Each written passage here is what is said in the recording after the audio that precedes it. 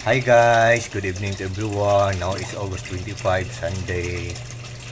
And as you can see guys, andito naman ako sa koi fish pond ko. Nagpapakain ako sa kanila. Ngayon lang.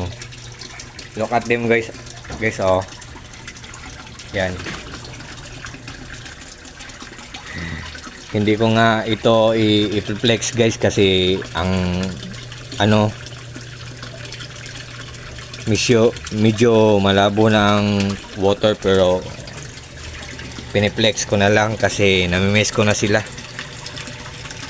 Oh guys, tingnan nyo ang submersible pump ko guys oh. Ang lakas guys oh. Yan. Pero ang hina-hina lang kumain ng water niyan, kuryente niyan. Ang lakas niyang bumuga ng water falls.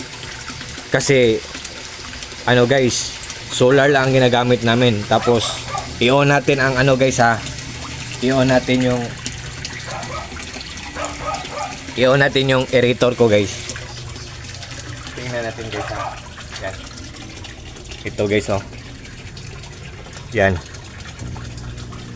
Pero lahat na nakasupply sa mga outlet namin, mga solar lang. Pati yung ilaw na yan, solar lang. Pati itong UV light sa loob na to, may UV light dyan, color violet na ilaw. Pero solar lang nagbibigay ng energy dyan. Tapos yung aerator ko, ang lakas bumuga ng hangin. Yan guys oh. Pero lahat yan guys, solar lang yan guys. Tapos ang lakas ng aerator ko, pero ang hina-hina niyang kumain ng kuryente. Ang lakas ng submersible pump ko, ang hina-hina niyang kumain ng kuryente. Itong UV light ko, ang ganda ng quality, pero ang hina-hina kumain ng kuryente. Kasi guys, alam ko ang mga watts nila, kung totoo ba talagang mahina silang kumain ng kuryente. Baka sa box lang niya 35 watts pero or 10 watts, pero sa totoo pala hindi pala, ang lakas pala ng watts niya. Pero ang pinipili ko ng mga products guys sa koi fish pond ko, talagang namomonitor ko kasi may power system energy kami sa buong bahay namin. Ang lahat ng nagpapaandar ng mga appliances namin, mga solar lang. So guys, just trust me guys, what you see is what you get, nothing more, nothing less. Walang labis, walang kulang guys. Oh, can you see guys oh, can you imagine guys oh, sa sobrang lakas nila guys oh, ang daming bubbles nakita natin, ang lakas ng waterfalls na nakita natin. Pero guys, ang hina lang kumain ng kuryente niyan. And one more thing guys, ang mga koi fishes guys, pag may pets tayo ng mga koi fishes, totoo talaga guys, nagbibigay sila ng swerte sa atin, fortune sila or lucky charm sila. And likewise also guys, stress reliever sila. Gradually or dandahan nilang kinukuha ang mga stress natin. So ayan guys, ito ang koi fish pond ko guys. Yan. At ang place ko guys, ito guys, simple lang place ko. Ayan, simple, small but terrible. Joke.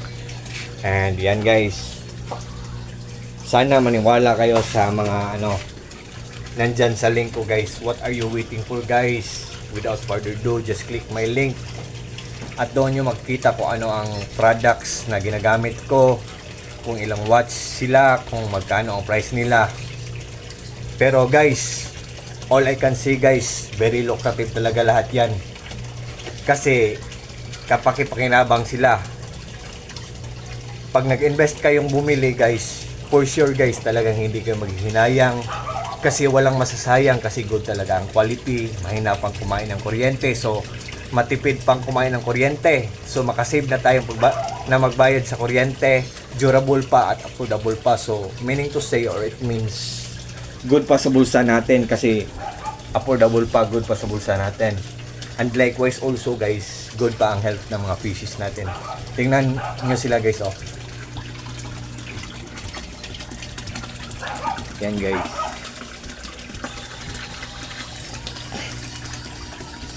Guys, naniniwala ba kayo sa kasabihang no guts, no glory? Ang ibig sabihin nun guys, pag hindi nyo susubukan, hindi nyo malalaman. who knows, not knowing, andyan na sa harapan nyo, pero binabaliwala nyo. So, sayang talaga ang pagkakataon, guys. So, what are you waiting for, guys? Just trust me, guys. Without further ado, just click my link, guys. And I think for this time, guys, hanggang dito muna lang tayo. At sa lahat ng mga friends ko, at sa lahat ng mga followers ko, take care kayo lahat.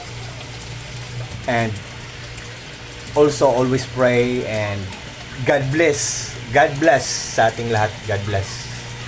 God bless us all. And that's all. Thank you. Good evening. Bye-bye.